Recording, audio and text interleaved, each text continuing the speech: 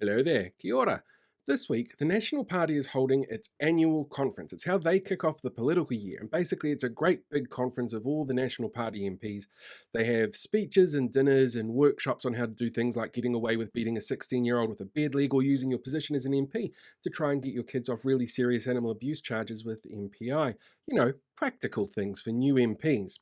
One of the things that really stood out for me, though, was the speech that Christopher Luxon gave at the event. And I mean, to be fair, I slept through most of it, but there was an element that really did jump out at me when he said this.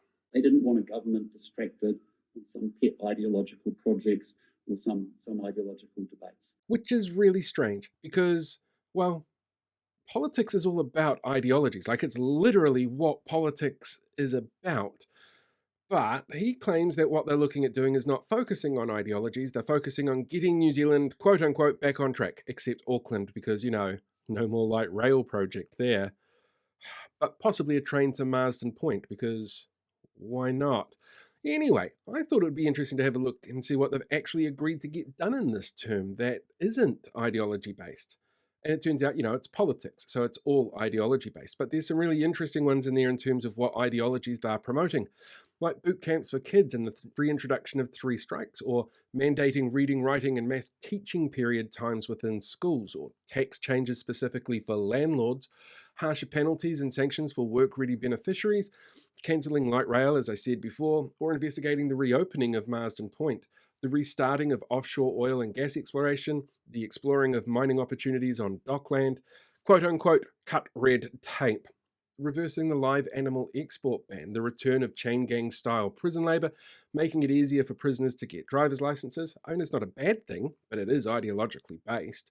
Removing RSE from the school curriculum, abolishing the Māori Health Authority, repealing the Therapeutics Products Act, funding Gumboot Friday, repealing amendments to smoke-free legislations, committing to not changing the name of the country, sports funding for amateur sports organisations based on how they target trans women, legislating to make English an official language, the end of all COVID mandates. The only mandates that are in place are the ones that were in place for other diseases that have vaccines now.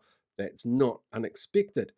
The introduction of a national interest test before agreeing with the United Nations, or reversing against the proposed amendments from the World Health Organization regulations, removing co-governance from public services, changing the names from Te Reo First of government departments, restoring referenda to local councils to decide on Māori wards, telling the United Nations it doesn't recognise a non-binding United Nations Declaration of the Rights of Indigenous People, realigning the scope of the Waitangi Tribunal, looking at the treaty's principles bill that ACT wants to put in, bringing back charter schools, periodic tenancy returns, rewriting the Arms Act, repealing the Fair Pay Agreement, setting an income threshold above which personal grievances at work can't be pursued, reversing speed limit changes, abolishing the prisoner reduction target, looking at cost effectiveness of school lunch programs, enshrining in law that the aim of school is to gain an education, to cancel the updated history curriculum, to examine MAPIS, the scheme for medical school admissions,